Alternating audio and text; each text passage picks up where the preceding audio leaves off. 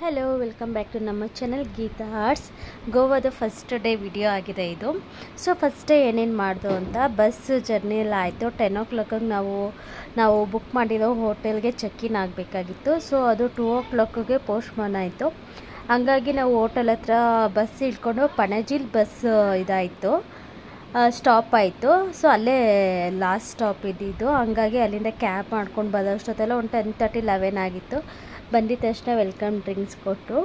So welcome drinks ಮತ್ತು ಅಲ್ಲಿ ಗೋವಾ ಅಂದನೇ ಕವಡೆಗಳು ಮತ್ತು ಕಪ್ಪೆ ಚಿಪ್ಪು ಸ್ಪೆಷಲ್ ಅಲ್ವಾ, ಹಂಗಾಗಿ ಅದರದ್ದೇ ಒಂದು ಹಾರ ಮಾಡಿ ಒಂದು 4 ಎಲ್ಲರಿಗೂ ಕತ್ತಿಗೆ ವೆಲ್ಕಮ್ ಥರ ಮಾಡಿದ್ರು.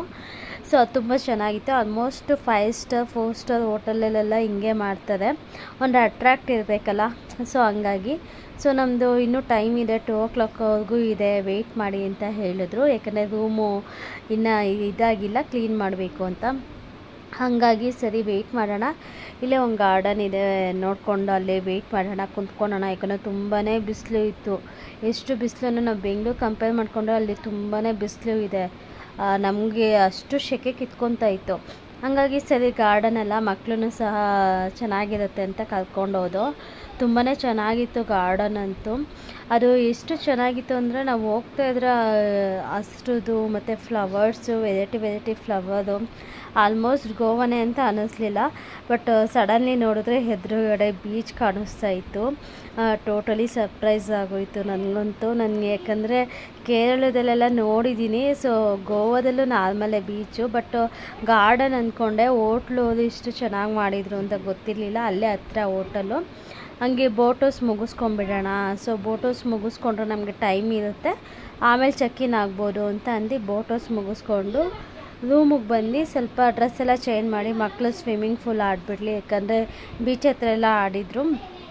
ಒಂದೇ ಸಲ ಎಲ್ಲ ಮುಗಿಸ್ಕೊಂಡು ಡಿನ್ನರ್ ಮಾಡೋಕ್ಕೆ ಸರಿ ಹೋಗುತ್ತೆ. ಯಾಕಂದರೆ ಟೈಮಿಂಗ್ಸ್ ಇತ್ತು. ಅಲ್ಲಿ ಆ ಕಡೆ ಸೈಡ್ ಜಕ್ಕುಜಿ ಅಂತ ಇದೆ ನೋಡಿ, ಅದು ಮಕ್ಕಳದ್ದು ಅಲೋ ಇಲ್ಲ, ದೊಡ್ಡೋರಿಗೆ ಮಾತ್ರ. ಅದಂತೂ ತುಂಬಾ ಚೆನ್ನಾಗಿತ್ತು ಅದಂತೂ. ಹಾಗಾಗಿ ಇದೆಲ್ಲ ಸ್ವಿಮ್ಮಿಂಗ್ ಪೂಲೆಲ್ಲ ಮುಗಿಸ್ಕೊಂಡು ಇನ್ನು ಈವ್ನಿಂಗ್ ಆಯಿತು. ಈವ್ನಿಂಗು ಸನ್ರೈಸ್ ನೋಡಬೇಕಾಗಿತ್ತು, ಅದು ವಿಡಿಯೋ ಮಿಸ್ ಆಯಿತು. ಯಾಕಂದರೆ ನನ್ನ ಮಗಳು ಬರ್ತಡೇ ಇರೋದ್ರಿಂದ ಅವಳು ಕೇಕ್ ತರಕ್ಕೆ ಹೋಗಿದ್ದು. ಹಾಗಾಗಿ ಅದೊಂದು ಮಿಸ್ ಆಯಿತು, ಬೇಜಾರಾಯಿತು. ಹಾಗಾಗಿ ಇಲ್ಲಿ ಸೋಕೆ ನಾಳೆ ಕ್ಯಾಪ್ಚರ್ ಮಾಡಿದ್ರೆ ಆಗುತ್ತೆ ಅಂತ ಅಂದು ಕೇಕೆಲ್ಲ ತೊಗೊಂಬಂದು ಅವಳನ್ನೆಲ್ಲ ರೆಡಿ ಮಾಡಿ ನಾವೆಲ್ಲ ರೆಡಿ ಆಗಿಬಿಟ್ಟು ಬಂದು ಕೇಕೆಲ್ಲ ಇಟ್ಕೊಂಡು ಇನ್ನೊಂದು ಸ್ವಲ್ಪ ಲೈಟಿಂಗ್ ಎಲ್ಲ ಇರಲಿ, ಚೆನ್ನಾಗಿರುತ್ತೆ. ಇನ್ನೊಂದು ಸ್ವಲ್ಪ ಕತ್ಲೆ ಆದರೆ ಇನ್ನೂ ಚೆನ್ನಾಗಿ ಬ್ರೈಟಾಗಿರುತ್ತೆ ಅಂತ ವೆಯ್ಟ್ ಮಾಡ್ತಿದ್ದೋ. ಸೊ ಟೋಟಲಿ ಕೇಕೆಲ್ಲ ಕಟ್ ಮಾಡಿ ಫೋಟೋಶೂಟೆಲ್ಲ ಮಾಡಿಕೊಂಡು, ಬಟ್ ಟೋಟಲಿ ತುಂಬ ಚೆನ್ನಾಗಿತ್ತು. ಹೇಳಬೇಕು ಅಂತ ಅಂದರೆ ಅವಳ ಬರ್ತಡೇಗೆ ನಾವು ತುಂಬ ಎಂಜಾಯ್ ಮಾಡ್ದೋ. ಸೊ ಆಮೇಲೆ ಹೋಟೆಲ್ಗೆ ಬಂದು ಡಿನ್ನರ್ ಏನಾದರೂ ಮುಗಿಸ್ಕೊಳ. ಯಾಕಂದರೆ ಅಲ್ಲೆಲ್ಲ ಸ್ವಿಗ್ಗಿ ಎಲ್ಲ ಇತ್ತು.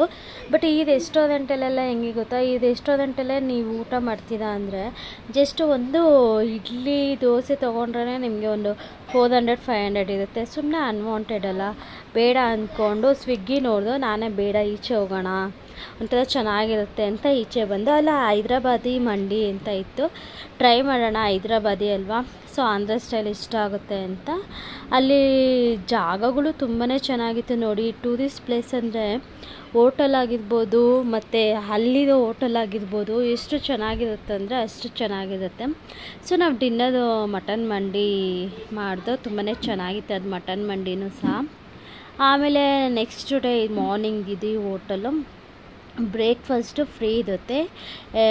ಸಿಂಗಲ್ ಫಸ್ಟ್ ಒಂದು ರೂಮ್ಗೆ ನಾವು ಎಷ್ಟು ಜನ ಸ್ಟೇ ಆಗಿರ್ತೀರೋ ಅವ್ರಿಗೆ ಬ್ರೇಕ್ಫಾಸ್ಟ್ ಫ್ರೀ ಇರುತ್ತೆ. ಸೊ ಬ್ರೇಕ್ಫಾಸ್ಟ್ ಎಲ್ಲ ಮುಗಿಸ್ಕೊಂಡು ನಾರ್ಮಲಾಗಿ ಮತ್ತೆ ಬೀಚ್ ಹತ್ರ ಹೋದು. ಸೊ ಗೋವಾದಲ್ಲಿ ಏನು ಅಂತಂದರೆ ಊಟ ಮಾಡಬೇಕು, ತಿನ್ನಬೇಕು, ಮತ್ತೆ ಹೋಗಬೇಕು, ಆಡಬೇಕು, ಅದೇ ಅಲ್ವಾ ಸ್ಪೆಷಲ್ಲು. ಸೊ ಹಂಗಾಗಿ ಮತ್ತೆ ಹೋದೋ. ಮಕ್ಕಳು ತುಂಬಾ ಕೇಳ್ತಾಯಿದ್ರು. ಹೇಗಾಗಿತ್ತು ಅಂದರೆ ಗೋವಾ 3 days ಮುಗಿಸ್ಕೊಂಡು ಬಂದಿದ್ದ ತಕ್ಷಣವೇ ನನಗೆ ಇವಾಗ ಡಬಲ್ ಕೆಲಸ ಆಗೋಗಿದೆ. ಅಷ್ಟು ಟ್ಯಾನ್ ಆಗಿದ್ದೀವಿ, ನಾನಾಗಿರ್ಬೋದು, ನನ್ನ ಮಕ್ಕಳು ಆಗಿರ್ಬೋದು. So daily home remedy apply ಮಾಡೋದಾಗೋಗಿದೆ.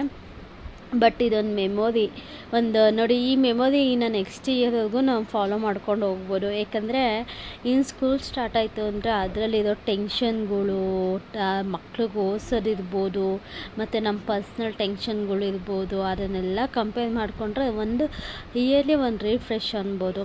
So ಹಂಗಾಗಿ ತುಂಬಾ ಚೆನ್ನಾಗಿತ್ತು ಸಮ್ಮರ್. ನಾವಂತೂ ಎವ್ರಿ ಇಯರ್ಸ್ ಪ್ಲ್ಯಾನ್ ಮಾಡಿಕೊಂಡು ಅವಳು ಬರ್ತಡೆಗೆ ಎಲ್ಲಾದರೂ ಹೋಗಲೇಬೇಕು ಟ್ರಿಪ್ ಅಂತ ಅಂದ್ಬಿಟ್ಟು ಮಕ್ಕಳದು ಒಂದು ಫ್ಯೂಚರ್ ಮೆಮೊರಿ ಅನಿಸುತ್ತೆ ಅಲ್ವಾ. ಯಾಕಂದರೆ ನಮ್ಮ ಪೇರೆಂಟ್ಸು ಹಿಂಗೆ ನಮ್ಮ ಚೈಲ್ಡ್ಹುಡ್ನ ಈ ಥರ ತೋರಿಸ್ತಾ ಇದ್ರು ಅನ್ನೋದು ಇದನ್ನೇ ನಾವು ಕೊಡೋಕ್ಕೆ ಸಾಧ್ಯ. ಒಳ್ಳೆ ಎಜುಕೇಷನ್ ಕೊಡ್ಬೋದು ಮತ್ತು ಒಳ್ಳೆ ಒಂದು ಮೆಮೊರಿ ಕೊಡ್ಬೋದು. ಪೇರೆಂಟ್ಸ್ ಅಂದ್ರೇ ಒಂದು ಮೆಮೊರಿ, ನಾವಿಲ್ದಲೇ ಇರೋ ದಿನನೇ ಅವ್ರು ನೆನೆಸ್ಕೊಳೋದು. ಸೊ ತುಂಬಾ ಚೆನ್ನಾಗಿತ್ತು. ನಾನಂತೂ ತುಂಬಾ ಎಂಜಾಯ್ ಮಾಡಿದೆ. ಬಟ್ ನನಗೆ ಪ್ರಾಬ್ಲಮ್ ಏನಾಯಿತು ಅಂದರೆ ಬೋಟ್ ಹೌಸ್ಗೆ ಹೋದಾಗ ನನ್ನ ಮೊಬೈಲ್ ನೀರು ಬಿದ್ದು ಡಿಸ್ಪ್ಲೇ ಹೊರ್ಟೋಯ್ತು. ಅದಂತೂ ತುಂಬಾ ನಂಗೆ ಬೇಜಾರಾಯಿತು. ಎಷ್ಟು ಬೇಜಾರಾಯಿತು ಅಂದರೆ ನಾವು 1 ವೀಕ್ ಇರಬೇಕು ಅಂತ ಹೋಗಿದ್ದು. ಸೊ 1 ವೀಕ್ ಹೋಗಬೇಕು ಅಂತ ಇದ್ದಿದ್ದು, ಆ ಮೊಬೈಲ್ ಹಂಗೆ ಆಗಿದ ತಕ್ಷಣ ನಂದು ಟ್ರಿಪ್ ಎಲ್ಲ ಡಿಸಪಾಯಿಂಟ್ ಆಗೋಯಿತು.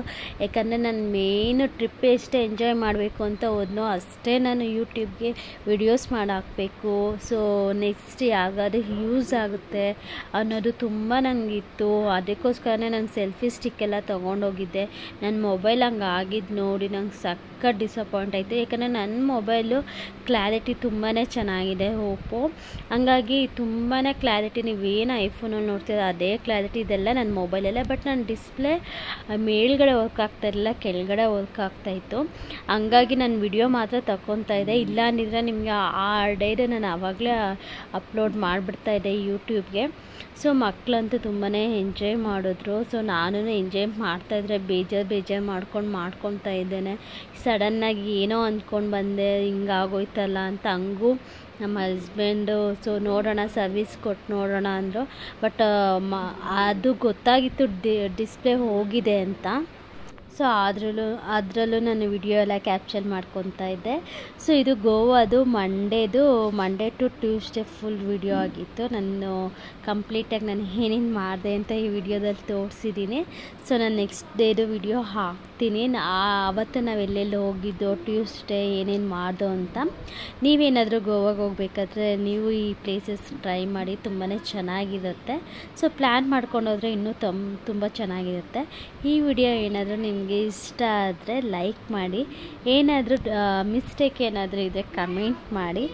ಸೊ ಇದೆಲ್ಲ ನೋಡಿದ್ಮೇಲೆ ಸಬ್ಸ್ಕ್ರೈಬ್ ಮಾಡಿ ಅಂತ ಕೇಳ್ಕೊತೀನಿ. ಸೊ ಆಲ್ಮೋಸ್ಟ್ ಇದಕ್ಕೆ ನಾನು ಲೈಕ್ ಬರುತ್ತೆ ಅಂತ ಅಂದ್ಕೊತೀನಿ. Thank you for watching my channel. Thank you so much. Bye.